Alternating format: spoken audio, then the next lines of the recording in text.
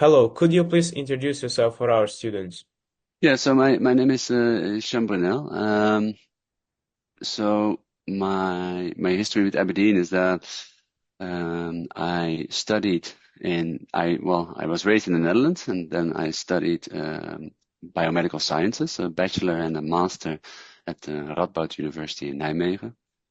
And after my master's, I had a chance to do a PhD in Aberdeen, and I was how I got to that was that I got one of my professors where I was doing an internship at the time here in the Netherlands actually told me that there was a PhD position coming up in Aberdeen, Mm. where I could do research with one of his former colleagues, Adilia Borges, which was a topic that was very interesting to me. So he suggested me to write to Adilia, so I did. And then I went into a competitive, I think it was called a competitive studentship program, Mm. something like that, where I had to submit, I had to do an interview, submit why I wanted to apply and things like that. And I got the position to work with Adelia and to do a PhD at Aberdeen. So I did there my 3 years of PhD of a PhD program in Aberdeen itself. Then the writing of my thesis I did back here in the Netherlands, and since then I've been working at a pharmaceutical company at MSD. Um, First in scientific writing of different documents. Then I became a supervisor of that group, and after that I went to a supervisor position or a manager position in pharmaceutical production, so production of two different hormonal products. Thank you. That's very interesting. Mm. Thank you very much. And why did you choose to study biomedical sciences in the first place? Yeah, so when I was even from when I was small, I always said that I wanted to either be a doctor or to work on medicine so that doctors could do their work better. And so I started the biomedical sciences, which was a study that started with you could go either to the doctor side because it was kind of the same curriculum, so it was easy to switch to going to a medical doctor or to go into research. And research really grabbed me, and biomedical sciences. Then after bachelor, you go to a master in yeah, it's called pathobiology, where the focus is on research, purely research, like lab research. So that really got my attention. So for me, the biomedical sciences was really the right study to go into research. Interesting. And were there any particular parts of biomedical sciences areas that you focused on particularly? Yeah. So what I really thought was really interesting was immunology. Hmm. Um, so I also did an internship on immunology. Those were always, I thought, the most interesting courses in the study itself. And I had a focus on with my other two internships on ion transport, so Hmm. transport of different ions across membranes, and looking into the transporters that go into that. Thank you. That sounds very smart. Thank you. And apart from your like education, what were some of your favorite memories from Aberdeen itself? Maybe you met some nice people or did something Mm. fun. Well, my best memory from Aberdeen itself was my wife and I got married there. So we went Wow. together from Netherlands to Aberdeen, and we got married there. So we also did our honeymoon in well, not in Aberdeen, but in Scotland. So we took a tour through Wow. Scotland to see to visit like nice nature sceneries like waterfalls, etc. So that's my best memory. But yeah, if you take the campus, I worked at the Aberdeen Fungal Group. Hmm. Um, I actually am not sure if that group is still there because I think part of it moved. But back then you had the Aberdeen Fungal Group, which was really like one of the most world-renowned fungal expertise Wow. centers. Impressive. And and it was really nice. Those people had such expertise, but were also very helpful. And yeah, I just learned a lot about fungal research there, which for me was yeah, it's a great memory. Yeah. Interesting. Thank you. And what are some like other core values or skills that you learn at the university that you still apply in your day world? I I think um,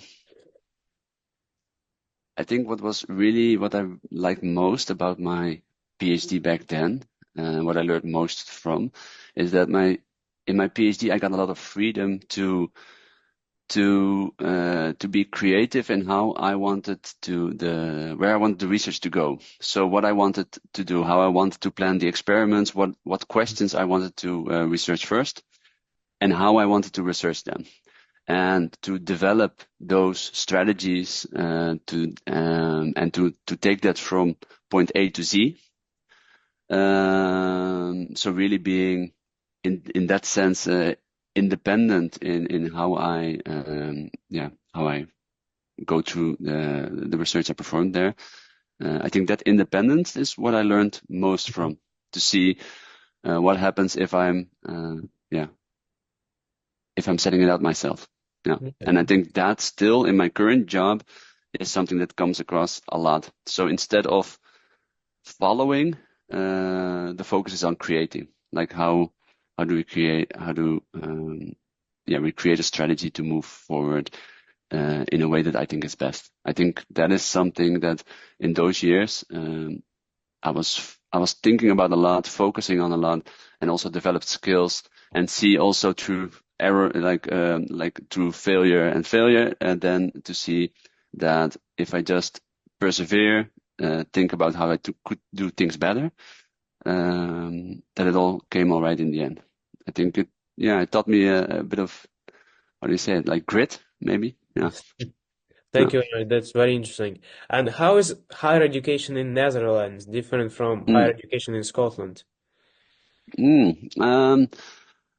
Well, for me, regarding the bachelor and masters, that's to me very difficult to answer because I just did the PhD in Hmm. Scotland. So if I compare PhD programs, Yeah. they are quite different. So in the Netherlands, it's expected that you have, for example, 5 scientific papers. Their impact needs to be on X and Y level, and then in the end, to finish your thesis, the thesis consists of those papers back to back as chapters.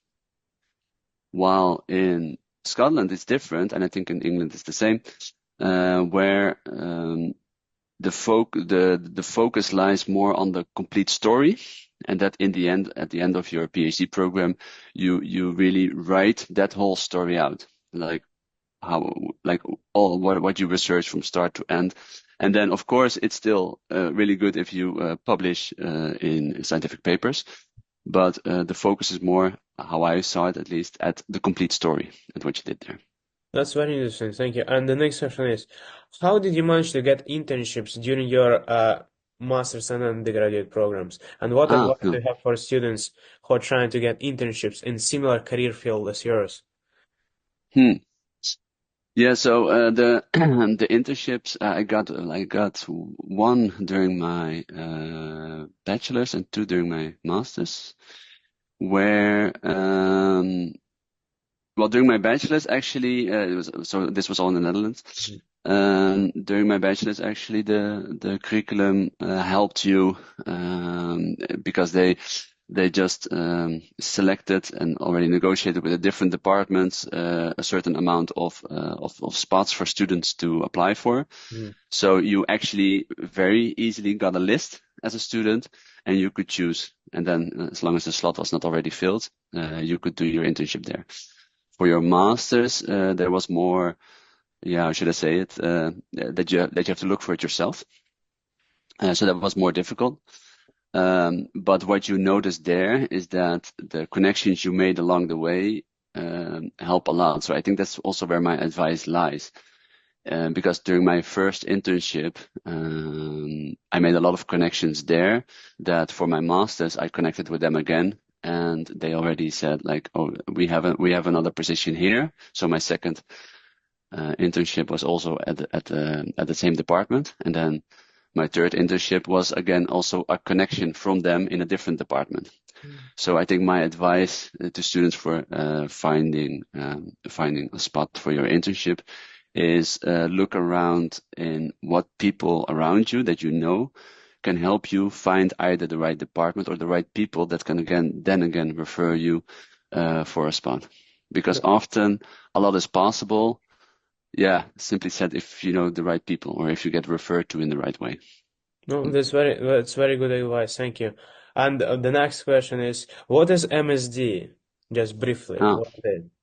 yeah. So, well, the company I work for now is MSD, which is a global pharmaceutical company. It's the MSD stands for Merck Sharp and Dohme. Like the American version of MSD is Merck. So it's two names for the same company, really. It's just in America and so on. It's Merck, while in the Netherlands here is MSD.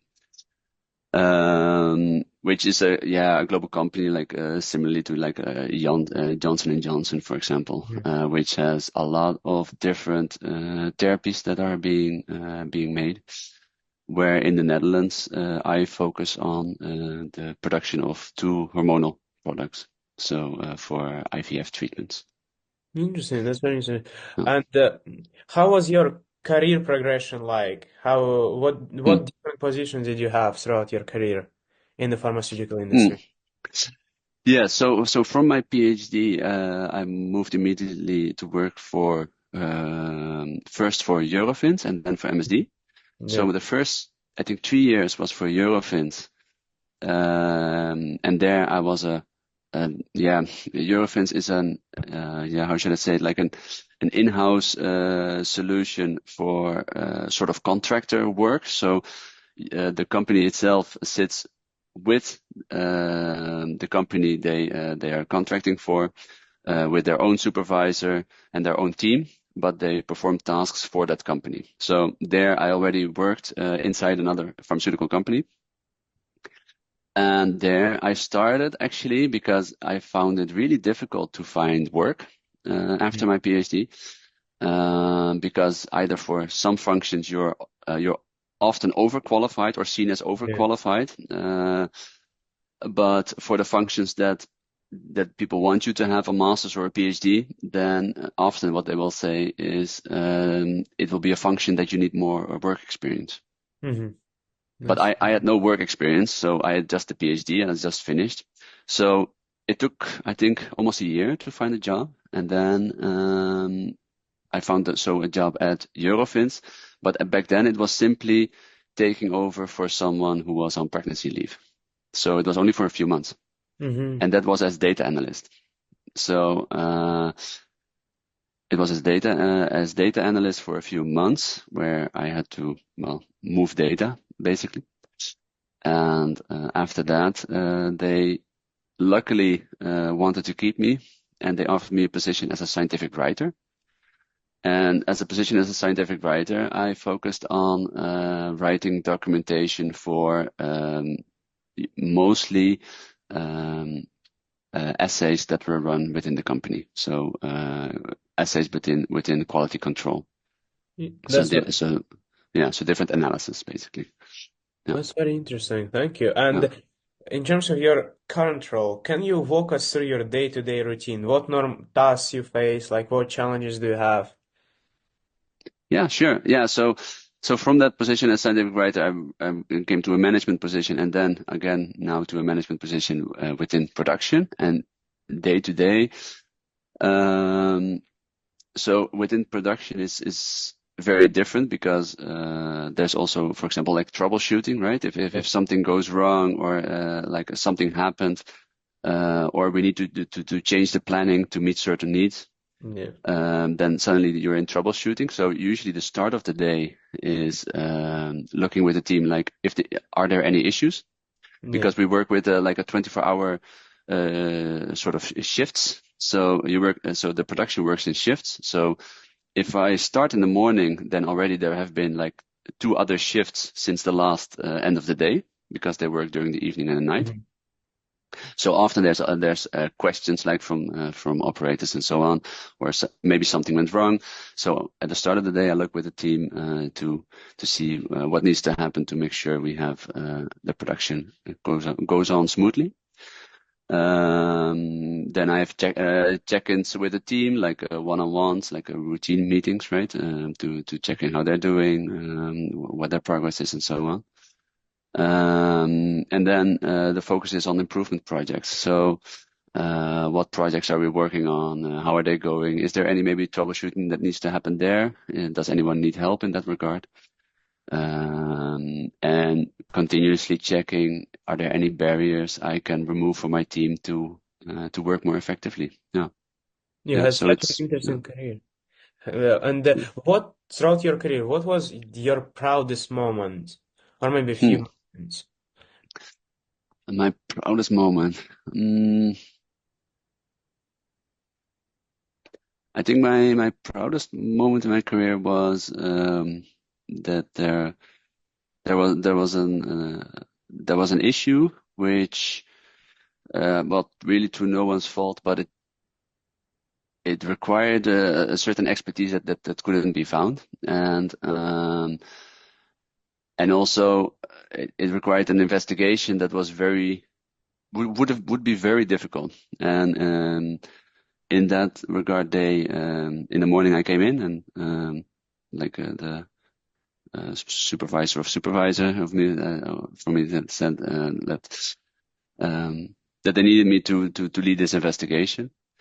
And this investigation involved really pulling together people all over the world to troubleshoot, to think with us, and in the end, after a couple of weeks of work as a team, well, we in the end were victorious and we were able to find what the issue was, but also make sure there was no issue with the batches being produced, but also within the process itself, to that there was no impact in the end. So, which was something that we were really fearing at the start, like how would this end up?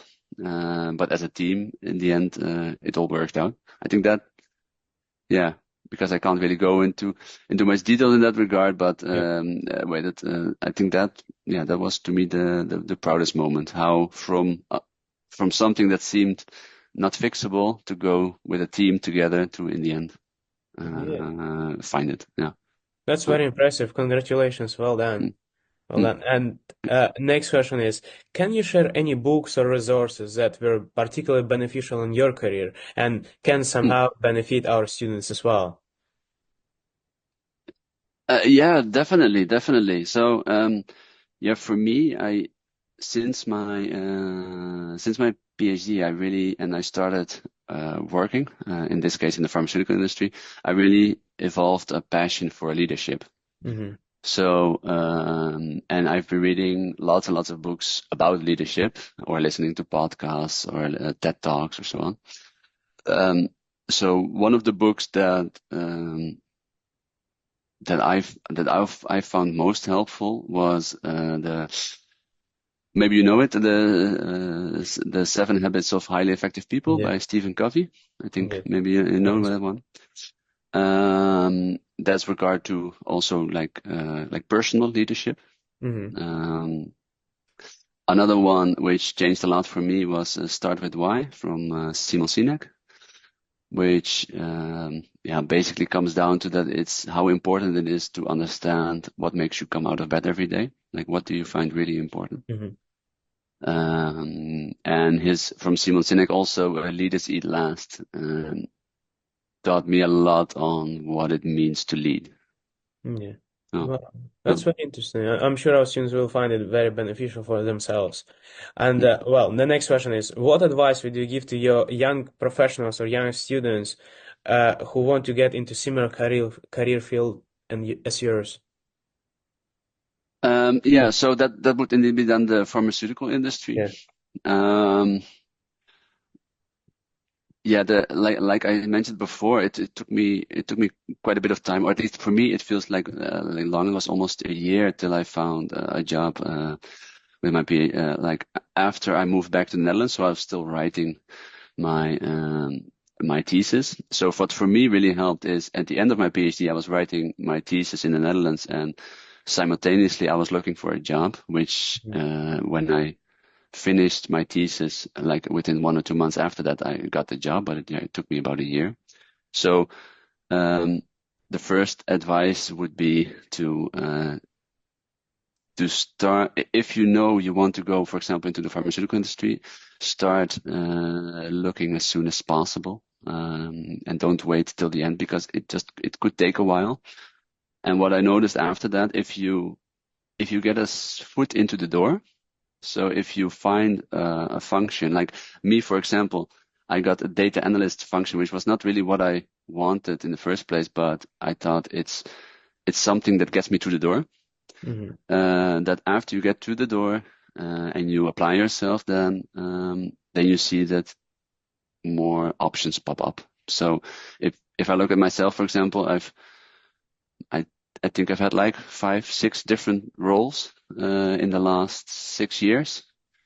Um, but that's only possible after you get through the door, because then the same thing happens with my advice for finding an internship. Hmm. Then you also you can show you can apply yourself and show what you're worth, but also you can get to know the right people Yes. who can again perhaps grant you certain opportunities. Yeah. Interesting.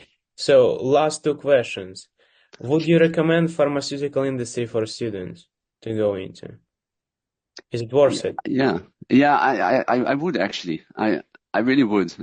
I was doubting it myself when I was in my PhD. I always thought first I wanted to stay within the university life, but and I was hesitant to go into the pharmaceutical industry. But now I got into it. Yeah, I really like it. It's first what I really liked was the stability, knowing your day is from 9 to 5. For me, that helped a lot. Like I know during my PhD, I worked nights as well, so it was really hectic in that case. So the stability helps, but apart from that, working with a team, and then in my regard towards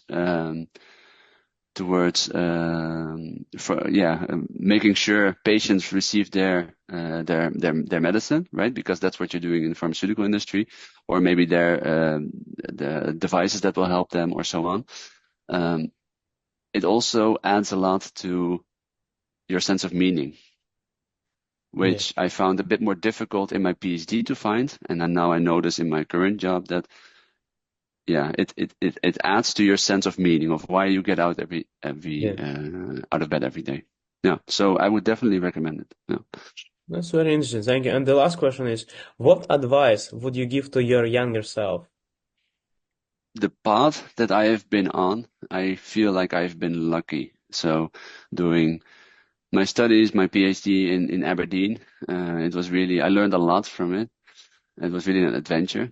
So I would really do that the same. And well, first of all, not to be hesitant to move to the pharmaceutical industry because I'm really happy I did that. I think my advice to myself would be to look around sooner, because I only started looking around for new opportunities when the opportunities I had in mind didn't work out, and that in the end,